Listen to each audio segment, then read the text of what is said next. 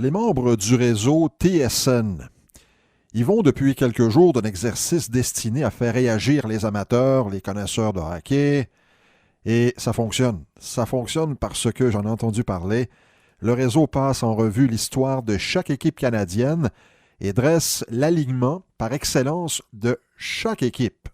Pour certaines équipes, ça va bien, c'est pas trop compliqué. Les Canucks de Vancouver, également les Jets de Winnipeg n'ont pas beaucoup d'histoire si on compare avec les Leafs de Toronto. Et lorsqu'on arrive avec le Canadien de Montréal, ça devient problématique à certaines positions. Et justement, le Canadien a fait les frais de ce premier exercice. Ça fait quelques jours et il y a des choix évidents, il y a des choix logiques qui ne laissent aucun doute. Il y en a d'autres, par contre, qui sont matière à discussion. Alors, avant d'aller à l'alignement en tant que tel, TSN a élaboré quelques règles. Premièrement, chaque joueur doit être sélectionné selon sa position naturelle. Par exemple, on ne peut pas mettre Guy Lafleur à gauche et, par exemple, Robinson, qui était défenseur gaucher, eh bien, on ne peut pas le mettre à droite. Autre chose, la formation est composée de 20 joueurs, 2 gardiens, 6 défenseurs, 12 attaquants. Il y a aussi un joueur qu'on appelle le joueur de fondation qui répond à la tradition de son équipe. Chaque joueur doit avoir joué au moins 225 matchs avec le Canadien. Au moins un membre de l'équipe doit être avec la formation de cette année, 2019-2020. Ça va créer des problèmes à un moment donné, ça.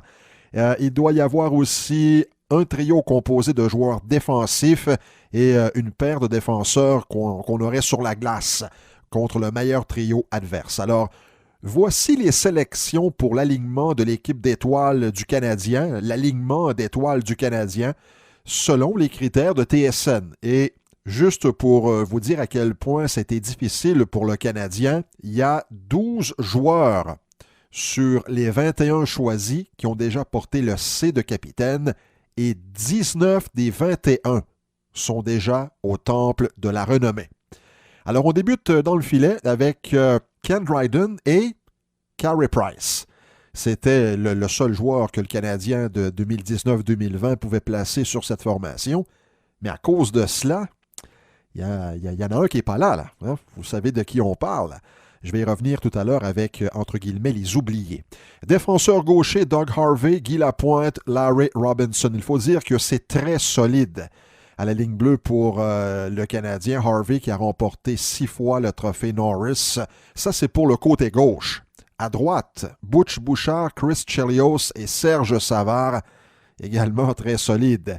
Et on a indiqué du côté de TSN que la paire de défenseurs qu'on mettrait sur la glace contre le meilleur trio adverse, eh bien, ça serait Robinson et Savard. Je pense que Claude Julien serait très à l'aise d'avoir Robinson et Savard sur la glace, par exemple, contre le trio de Connor McDavid. Premier trio maintenant, eh bien, c'est Steve Shutt, Jean Béliveau et Guy Lafleur. Wow! Alors, Steve Shutt qui a remporté 5 Coupes Stanley, Jean Béliveau 10 et Lafleur 5. Il y a du punch. Deuxième trio, Toe Blake, Henri Richard et Maurice Richard.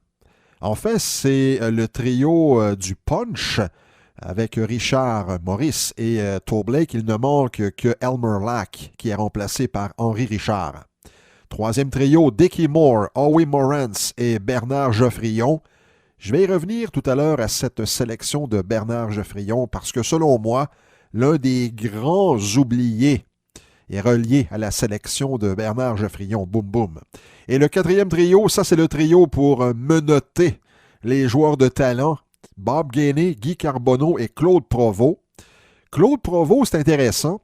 Il a remporté 8 Coupes Stanley au cours de sa carrière. C'est le joueur qui a le plus grand nombre de Coupes Stanley sans être au temple de la renommée. Ça a été tout un joueur. Il y en a qui ont déjà dit que Claude Provost, c'était Bob Gainey avant Bob Gainey. Alors, il prend place sur cet alignement de rêve.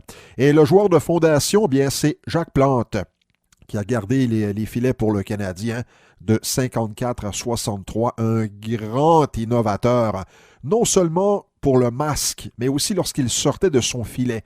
Et Gilles Tremblay, le regretté Gilles Tremblay, qui a été joueur du Canadien pendant quelques saisons dans les années 60 et qui a été analyste à la soirée du hockey aux côtés de René Lecavalier et Richard Garneau, a déjà dit que Jacques Plante se préparait d'une telle façon. Il avait un livre et il avait des notes pour chaque attaquant, chaque joueur adverse qu'il a affronté. Maintenant, les absents. Une chose. Je veux simplement revenir sur les deux gardiens qui ont été sélectionnés. Bon, Carey Price, Ken Dryden. Ken Dryden, j'ai trouvé une statistique sur lui.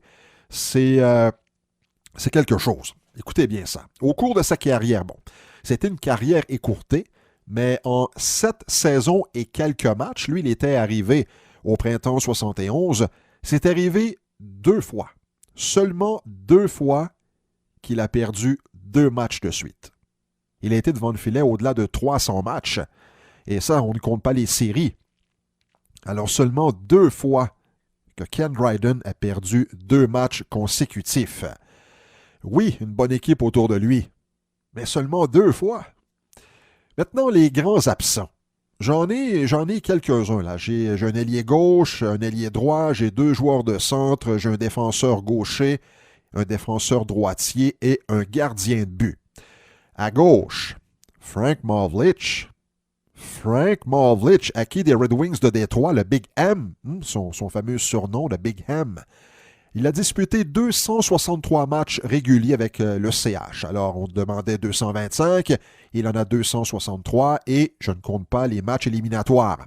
Il présente une fiche de 129 buts, 184 assistances pour 310 points. En 263 matchs, Mahovlich était tout aussi dominant. Durant les éliminatoires, il a aidé le Canadien à gagner 2 Coupes Stanley et mes oncles m'ont souvent raconté, et j'ai lu ça aussi dans les journaux, dans les magazines, à quel point Sam Pollock était fier de son coup la fois qu'il a mis la main, le grappin, sur Frank Mahovlich. Au centre, Jacques Lemaire qui a été d'une constance incroyable, surnommé Coco. Lemaire a toujours marqué 20 buts à chaque année au cours de sa carrière. Il a été le joueur de centre d'Yvan Cournoyer et de Guy Lafleur et il excellait dans toutes les facettes du jeu. Toutes les facettes du jeu. L'autre joueur de centre que j'ai pour vous, bien, c'est le frère de l'autre, Pete Mahovlich, qui a été un passeur hors pair. Il détient d'ailleurs toujours le record d'équipe pour les assistances en une saison. Il en avait eu 82 lors de la saison 74-75, la première saison de 50 buts de Guy Lafleur. Il était bien sûr le centre de Guy Lafleur. Et lorsque Pollock a échangé Mahovlich au Penguins de Pittsburgh, c'est Pierre Larouche qui est arrivé avec le tricolore. À l'aile droite, alors, tout à l'heure, je vous parlais de Bernard Geoffrion à droite, le 3e ailier droit sur cette formation d'étoiles, formation de rêve. Alors, Bernard Geoffrion, lui, était sur le trio avec Howie Morantz et Dickie Moore. Alors, l'autre ailier droit, c'est Yvan Cournoyer. Le Roadrunner, je vous rappelle, 10 Coupes Stanley et ce n'était pas un passager, là. Yvan Cournoyer était un joueur d'une importance capitale pour le tricolore. Ayant pris part à 6 matchs des étoiles, Cournoyer a inscrit 428 buts en saison régulière. Il a aussi 127 points en 147 matchs éliminatoires. Et s'il n'avait pas été incommodé par une blessure au dos, un malaise au dos, ses statistiques auraient été encore plus importantes. Les défenseurs maintenant. À droite, Éric Desjardins, premier défenseur dans l'histoire de la finale de la Coupe Stanley à inscrire un tour de chapeau. C'était lors du fameux match du bâton de Marty McSorley, le 2e match de la finale de la Coupe Stanley de 93. Desjardins était excellent en sortie de zone, mais lui, il a été avec le Canadien, ça a été de courte durée. Il a fait partie de cette transaction qui avait amené Mark Recchi avec le tricolore. Le défenseur gaucher, Jacques Laperrière, Lapi, l'un des défenseurs les plus sous-estimés dans l'histoire de la Seine-Flanelle. Il a gagné les trophées Calder et Norris. Il a aussi terminé 5 fois dans le top 5 pour l'obtention du Norris, extrêmement fiable pour contrôler la rondelle, se gagnant de 5 Coupes Stanley présente un différentiel de plus 256 en carrière, en fait en 692 matchs en saison régulière. Et je parle encore de Gilles Tremblay qui disait à l'occasion, lui, en parlant de Jacques Laperrière, lui, il en a eu des soirées difficiles au Boston Garden avec le nez dans la baie vitrée. Mais il était très, très bon, Laperrière. Lui aussi, côté santé en fin de carrière, il a probablement perdu quelques saisons. Alors oui, Jacques Laperrière. Et dans le filet, oui, Patrick Roy. Il était à son meilleur, à son meilleur durant les éliminatoires. Il a gagné 2 Coupes Stanley et 2 Conn Smythe avec le Canadien. Un autre avec l'Avalanche du Colorado. L'un des meilleurs gardiens de sa génération, il a mis la main sur le Vézina à 3 occasions avec le bleu-blanc-rouge. Alors oui, il y a beaucoup de talent chez le Canadien, de grands joueurs au fil des décennies. Et lorsqu'on regarde cela, on se dit c'est un exercice qui n'est pas évident. Pas évident. Mais moi, je retiens, entre autres, Carey Price, ça coûte la place à Patrick Roy. Mais également, le troisième trio, là, je reviens à l'aile droite, Bernard Geoffrion. Moi, j'aurais choisi Yvan Cournoyer. Et au poste de centre, c'est sûr que là, au centre, c'est déjà très bien nanti. On a Jean Béliveau, on a Henri Richard, il y a Howie Morantz sur le troisième trio, qu'on aurait pu remplacer par Jacques Lemaire également, mais bon, on enlève un membre du Temple de la Renommée par un autre.